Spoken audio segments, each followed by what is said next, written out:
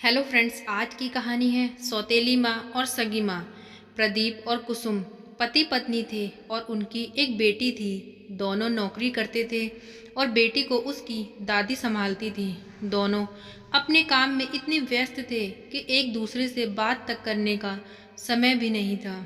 कुसुम pregnant थी और कुछ महीनों बाद उसे एक बेटा हुआ। कुसुम घर में बैठे बैठे परेशान हो गई थी। बच्चों का शोर उसे पसंद नहीं था।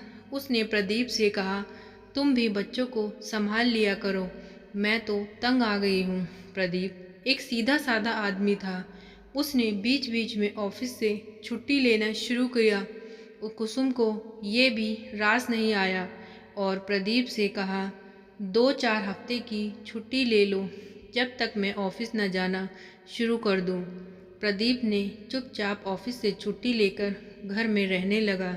अब कुसुम पूरा दिन फोन पर और टीवी में लगी रहती। बच्चों को प्रदीप और दादी ही संभालते थे। प्रदीप पूरा दिन थक जाता और शाम को सो जाता। इतना करना भी कुसुम को रास नहीं आया और प्रदीप को पूरा दिन कुछ न कुछ सुनाती रहती। प्रदीप चुपचाप सुनता रहता। कुसुम को ये बात और खटकने लगी और वो पागलों की तरह बर्ताव करने लगी। 1 महीना हुआ और प्रदीप ने ऑफिस जाना शुरू कर दिया। कुसुम को फिर से बच्चों को देखने की दिक्कत आने लगी और वो चिड़चिड़ करने लगी और एक दिन उसने गुस्से में खुद को कमरे में बंद किया और फांसी लगा ली। अंदर बेटा भी था। तुरंत प्रदीप को बुलाया गया। दरवाज़ा तोड़ा तो कुसुम पंखे से लटकी हुई थी। प्रदीप का बच्चा बहुत देर से रोने के कारण बेहोश हो गया था। उसने बेटे को उठाया और डॉक्टर के पास ले गया और बेटे को दिखाया। बेटे का इलाज चला और थोड़ी देर में उसे होश आ गया। कुसुम का अंतिम संस्कार किया गया और अब घर में दादी और प्रदीप और उसके दोनों बच्चे ही रह गए। ऑफिस न जाने की वजह से प्रदीप को नौकरी से निकाल दिया गया।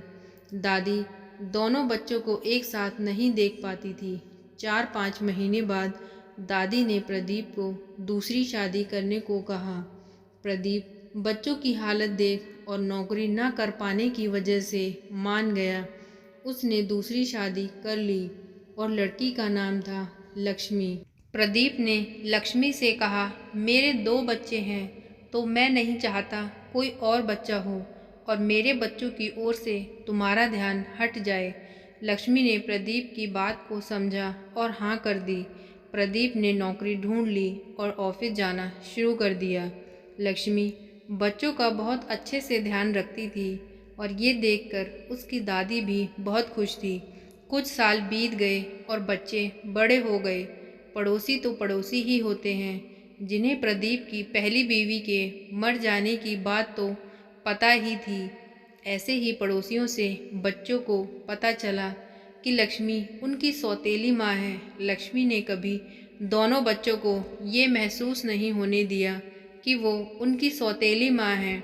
इसलिए लक्ष्मी उन्हें डांट भी लगा देती थी। एक दिन लक्ष्मी ने बेटी को किसी गलत बात पर ज़्यादा ही डांट दिया और बेटी ने कहा, तुम हमारी माँ नहीं हो। अगर हमारी माँ होती तो ऐसा नहीं करती। सौतेली हो तो सौतेली बनकर ही रहो। लक्ष्मी को ये सुनकर बहुत झटका लगा और वो रोते हुए अपने कमरे में चली गई। प्रदीप ऑफिस से आया और दादी ने सारी बात प्रदीप को बता दी। प्रदीप लक्ष्मी के पास गया और उससे माफ़ी मांगी कि बच्चे तो समझदार नहीं हैं, तुम उनकी बातों का बुरा मत मानो। लक्ष्मी ने भी बातें भुला दी, लेकिन दोनों बच्चों का बर्ताव लक्ष्मी के लिए अच्छा नहीं था।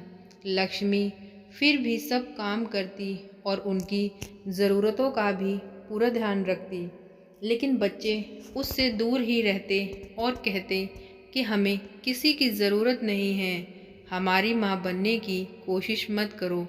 लक्ष्मी को इस बार फिर से धक्का लगा और जब प्रदीप घर आया तो लक्ष्मी ने कहा, मुझे मेरा एक बच्चा चाहिए।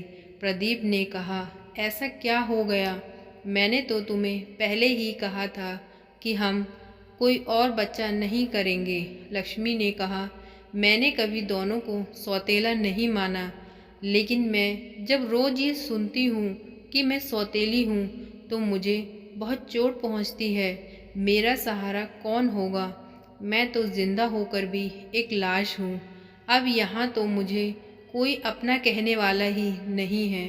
प्रदीप ने दोनों बच्चों को बुलाया और उन्हें समझाया कि कैसे उनकी असली माँ उन्हें रखती थी और उनके लिए क्या क्या करती थी। जो एक छोटे बच्चे को ज़मीन पर पटक कर इस दुनिया से चली गई, उसने तुम दोनों के बारे में जिंदा रहते समय एक दिन ध्यान नहीं रखा, लेकिन लक्ष्मी ने बिना किसी स्वार्थ के तुम्हारी माँ से ज़्यादा तुम्हारी सेवा की। मुझे अपने किसी भी काम के लिए आज तक छुट्टी करने को नहीं कहा, लेकिन तुम्हारी असली माँ ने तो मुझे घर में तुम दोनों को संभालने के लिए बिठा दिया था। शायद असली माँ ऐसी ही होती है। सौतेली लक्ष्मी नहीं, तुम दोनों हो, जिन्हें चलना उठना बैठना सिखाया, हर समय अपनी नज़रों के सामने रखा। शायद लक्ष्मी की गलती है और उसका जिम्मेवार मैं हूँ, तो मैंने ये सोच लिया कि सौतेली माँ कहीं बच्चों पर ध्यान ना दे, इसलिए कोई और बच्चा भी नहीं किया। लेकिन तुम दोनों ने लक्ष्मी को सौतेली बोलकर उसके सारे कर्म मिट्टी में मिला दिए। अच्छा होता कि लक्ष्मी भी तुम्हारी असली माँ जैसी होती, तब तुम्हें ये समझ आता कि क्या असली माँ और सौतेली माँ। दोनों बच्चों को बात समझ आ गई और लक्ष्मी से कहा, माँ हमें माफ़ कर दो, हमने बिना सोचे समझे आपको बहुत गलत बोला। लक्ष्मी ने दोनों को गले से लगा लिया और कहा, तुम मेरे लिए कभी सौतेले नहीं थे और ना ही होंगे। दोस्तों, रिश्ता खून से नहीं इंसानियत से बनता है। एक अच्छा इंसान कभी सौतेला या पराया नहीं होता। तो फ्रेंड्स, आज की ये कहानी आपको कैसी लगी प्लीज़ कमेंट करके बताएं, और कहानी अच्छी लगी हो तो वीडियो को लाइक करें, चैनल को सब्सक्राइब करें। Thank you.